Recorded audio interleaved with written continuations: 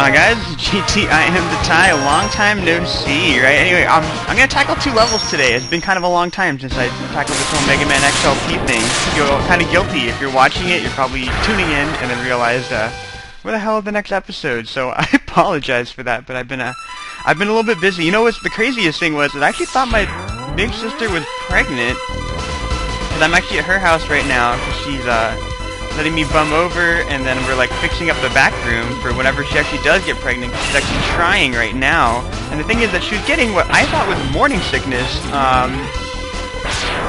pretty much every single day at, I'm gonna say in the afternoon at 12 o'clock.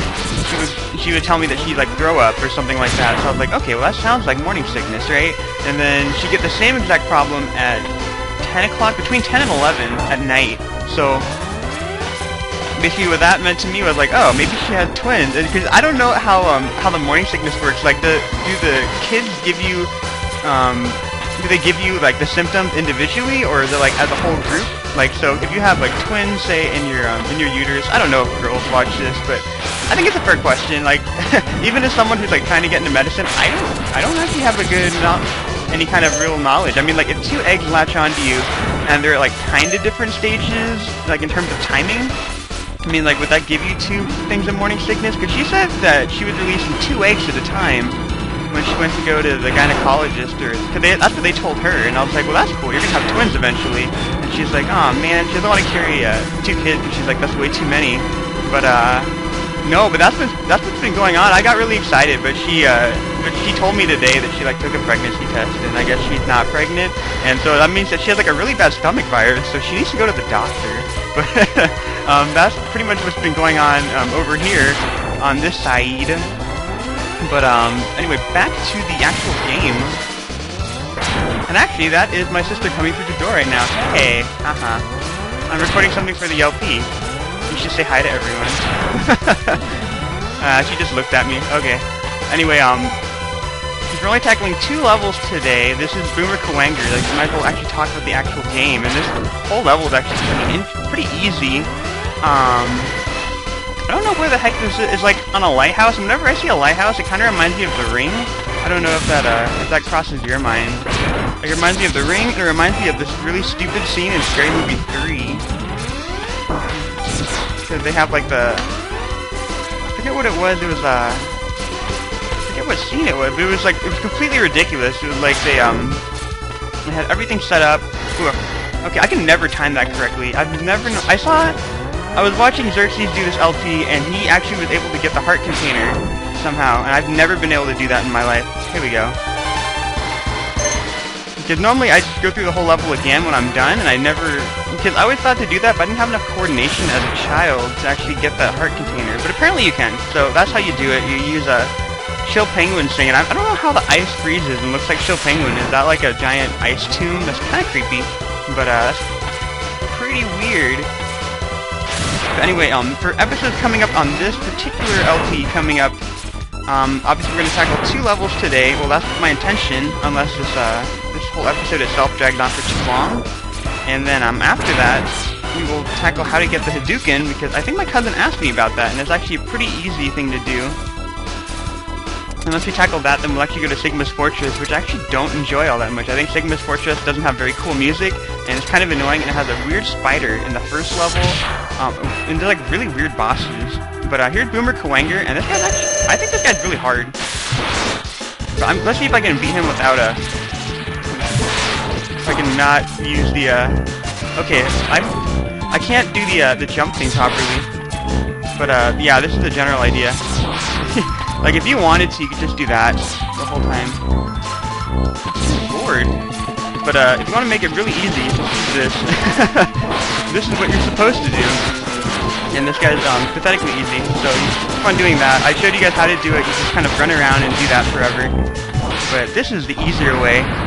Homing torpedoes from Launch Octopus really get the job done, and you have a cool color. So I don't know what else to tell you guys. It's pretty cool all across the board. And he actually gives you a really cool item, so we're going to go ahead and do that. And I think I'm going to go pick up a sub-tank over in Spark Mandrill stage coming up, and then we'll go tackle this Chameleon. I'm talking like I'm narrating this post. I'm actually doing this live, so I don't know what I'm doing. Okay, but here's the code if you want to follow along with me. I just realized that I forgot to take the mouse, so you can't see it. You're probably going to see a little mouse on the thing now. Anyway, here's Spark Mandrill. Like I mentioned before, you can get a sub-tank here, so let's go ahead and pick that up since I already beat the level. You can just use that escape unit. Here we go. Down here, and the really cool thing, if you guys have never known before, if you're dashing forward and you use the charge shot, it's more powerful. I don't know why, but it is, so that's just kind of a cool thing for reference. But there it is right there. And I got that on the first try. I am on fire. So let's use that escape unit and get the heck out of here and dodge. I think that's what Xerxes says normally. But here's the other code, factoring in that sub-tank, and let's tackle the final stage. Let's tackle Chameleon. I think I have a Kecleon in my box. His name's Chameleon, so maybe I should use that for a Wi-Fi match. It doesn't like fit into an actual team because there's guys that are a lot better than Kecleon, but Kecleon's pretty cool. So I think I'll use that because I'm always running out of like special walls. So whenever I think of special wall, I'm like, oh, I should use my Bliss, and then I was like, I don't want to use a Bliss because everybody hates when they see a Blissey for some reason. I mean, like, the reason why Blissey's really, really good is because, like, it's a really freaking good wall, so, whatever. I don't know what's up with... But I hate this particular stage, and I don't know how come the trees are, like, really, why are they made out of wires and electronics? It's so weird. But anyway, if you go down here, obviously you need to beat and launch Octopus's stage first. Because if you beat launch Octopus's stage, then this is filled with water, and then you can jump over here. And then you can get a heart container. Oh crap, I almost died right there. Here we go.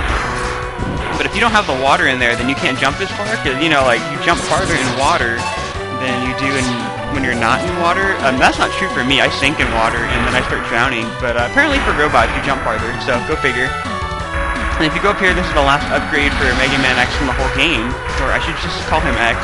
But you got like this giant round guy. I don't even know... I wonder if there's like a Pokemon that looks like him. He kind of looks like a Magnezone, but not really. Oh, that was completely... I thought it like went all the way across. But yeah, you just keep on dodging him and do this the whole time. I'd use a different item, but I don't think there's anything that he's like that's super effective against this guy. Maybe you guys can tell me if there is an item that's super effective, but I don't think there is, so... He just takes some time, and eventually when you get him to really, really low health, he'll start smoking. Like, not like in a I'm gonna get emphysema sort of way, but like he'll start smoking out the top of his head, like he's angry, so... Here we go. He's starting to smoke, and he starts smoking more rapidly when he gets really, really close to dying, so... Come on. I like how he rotates his hands. I think that's pretty cool. That's like how, you know, like when you have those karate people? Like when they're rotating like the bamboo sticks. I think that's always the coolest thing. Or when people rotate their pencils in class. You guys ever notice that when they're like spinning it in between their fingers? That's like the coolest thing ever.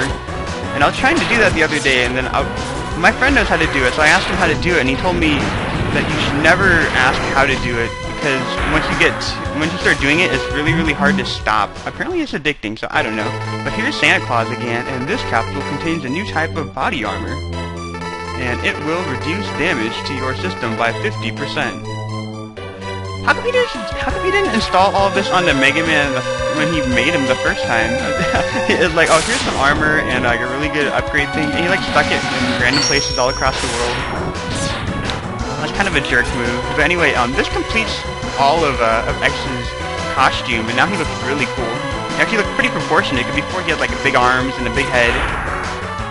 And now he has like... He just looks really, really slick. And I don't know what's up with these guys. They have like the Elvis haircut. They don't really have Elvis haircut. I shouldn't call it that, but... Yeah, I'm not even gonna try to fight these guys. It takes too long. Come on. Wow.